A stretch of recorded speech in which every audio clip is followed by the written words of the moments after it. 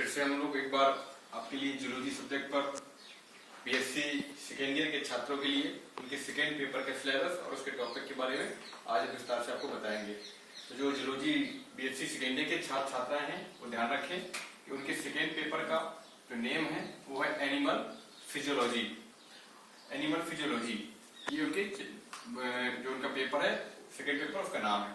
इसके बाद उसके अंदर जो सिलेबस है कौन कौन से टॉपिक हैं उनको पढ़ने पड़ेंगे, इसके अंतर्गत कौन से टॉपिक आ रहे हैं वो उसके बारे में आपको बताएंगे। तो जो पहला टॉपिक है उनका है न्यूट्रिशन, मेटाबॉलिज्म एंड एंजाइम्स, ये उनकी पहली यूनिट है। सेकेंड यूनिट है उनकी रेस्पिरेशन, थर्ड है उनकी रेगुलेटरी मैकेनिज्म और चौथी है न्यूरोमस्कुलर कोऑर्डिनेशन और पांचवी एंडोक्राइन एंड रिप्रोडक्टिव सिस्टम। ये उनकी 5 यूनिट्स हैं जिनके बारे में हमको पढ़ना है। फिर न्यूट्रिशन है, सब लोग जानते हैं न्यूट्रिशन में होता है पोषण, मेटाबॉलिज्म एंड एंजाइम्स, यानी कि इसमें मेटाबॉलिज्म उपापचय और एंजाइम्स क्या रोल होता है इसके बारे में आपको पढ़ने को मिलेगा। रेस्पिरेशन श्वसन के बारे में पूरी क्रियाविधि, श्वसन के कौन से रेस्पिरेटरी पिगमेंट्स होते हैं, श्वसन कैसे होता है, इसके बारे में आपको इसमें पढ़ने को मिलेगा। रेगुलेटरी मैकेनिज्म, ये नियंत्रण क्रियाविधि कैसे होती है इसके बारे में आपको थर्ड यूनिट में पढ़ने को मिलेगा। न्यूरोमस्कुलर कोऑर्डिनेशन, तंत्रिका पेशीय संकुचन, इसके बारे में आपको तंत्रिका तंत्र के बारे में पढ़ने को मिल सकता है। तंत्रिका पेशियां और उनमें कंट्रक्शन संकुचन कैसे होता है इसके बारे में आपको फोर्थ यूनिट में पढ़ने को मिलेगा, मैं बताऊंगा। पांचवा है आपका एंडोक्राइन एंड रिप्रोडक्टिव सिस्टम, अंतःस्रावी और प्रजनन तंत्र। अंतःस्रावी में कौन कौन सी अंतःस्रावी ग्रंथियां होती है, उनका कैसे रोल होता है, कौन सी ग्रंथि किसके लिए उपयोगी होती है, उसका सिक्रेशन कैसे होता है, उसके निकलने वाले जो हार्मोन्स होते हैं वो हाइपर होंगे तो क्या प्रभाव पड़ता है, कम होंगे तो क्या, सब के बारे में आपको एंडोक्राइन में पढ़ने को मिलेगा। रिप्रोडक्टिव सिस्टम में आपको प्रजनन तंत्र के बारे में इसमें आपको पूरा बताऊंगा। तो चलिए चलते हैं हम अपनी पहली यूनिट पर जिसका नाम है हमारा न्यूट्रिशन। तो हम लोग न्यूट्रिशन के बारे में बता रहे थे। न्यूट्रिशन में होता है पोषण। पोषण क्या होता है इसके बारे में पहले हमको जानना पड़ेगा। पोषण में होता है हमारे शरीर को ऊर्जा की आवश्यकता पड़ती है।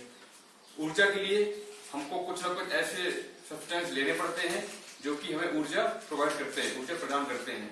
तो कहने का मतलब वे सभी आवश्यक पदार्थ जो हमारी बॉडी को एनर्जी प्रोवाइड कराते हैं वो क्रिया पोषण कहलाती है।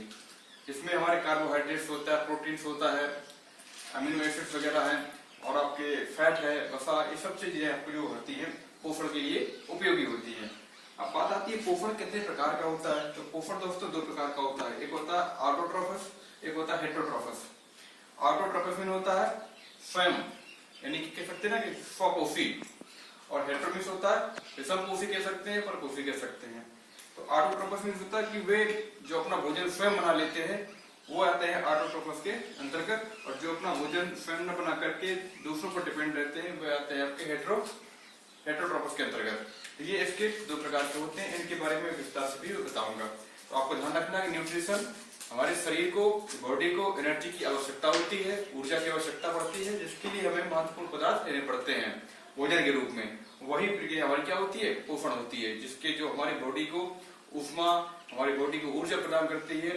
वो हम आवश्यक पदार्थ आपके जैसे विटामिन है, आपके फैट है, कार्बोहाइड्रेट है, प्रोटीन है, ये सभी महत्वपूर्ण जो चीजें होती है हमको बॉडी में लेनी पड़ती है पोषण के लिए। अब बात आती है कि पोषण की जो मैं प्रकार बताया ऑटोट्रोफस और हेटेरोट्रोफस। अब बात यह आती है कि पोषण जो होता है उसका सिद्धांत, इसकी मैकेनिज्म क्या होती है, कैसे किन किन चरणों में पोषण पूरा होता है, कितने स्टेज से पूरा होता है। तो मैं आपको बताना चाहूंगा कि ये जो होता है 5 स्टेज में पूरा होता है। अभी मैं आपको इस बारे में बताता हूँ पोषण कैसे 5 स्टेज में पूरा होता है। पहला है आपका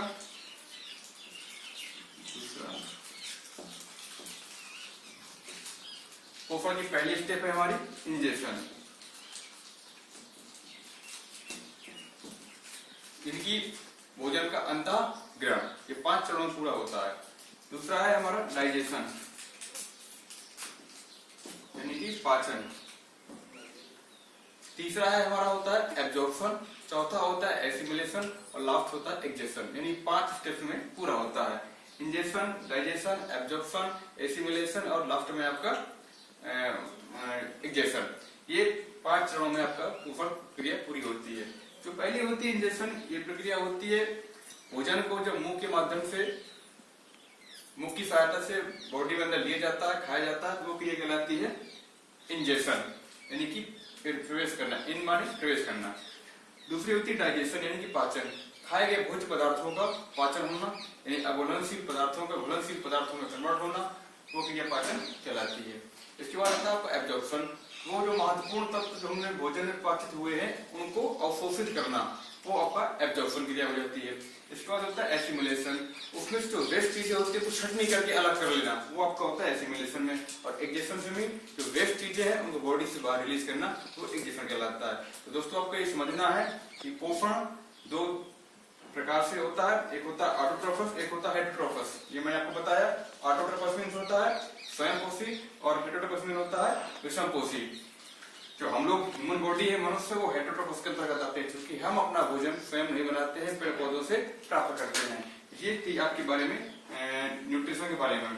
इसके बाद मैंने आपको बताया कि न्यूट्रिशन कितने स्टेप्स में पूरा होता है। मैंने बताया 5 स्टेप्स में पूरा होता है, 5 चरणों में पूरा होता है। इंजेक्शन, डाइजेशन, एब्जॉर्प्शन, एसिमिलेशन और एक्जेशन, ये 5 चरणों में पूरा होता है। इसके बाद हम आपको एक एक स्टेप के बारे में विधिवत तरीके से समझाते हुए चलेंगे।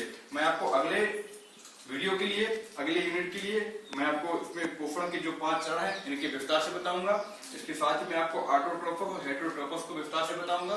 तब तक के लिए आप इनको विस्तार से पढ़ेंगे, समझेंगे। और आज जो हमारा टॉपिक है न्यूट्रिशन, पोषण, इसके बारे में आप लोग थोड़ा और पढ़ेंगे, आप लोग भी पढ़ेंगे, ताकि मैं जब बताऊं पढ़ाऊं आपको अच्छे समझ में आए। वीडियो अच्छा लगे लाइक करें, शेयर करें, सब्सक्राइब करें। Thank you.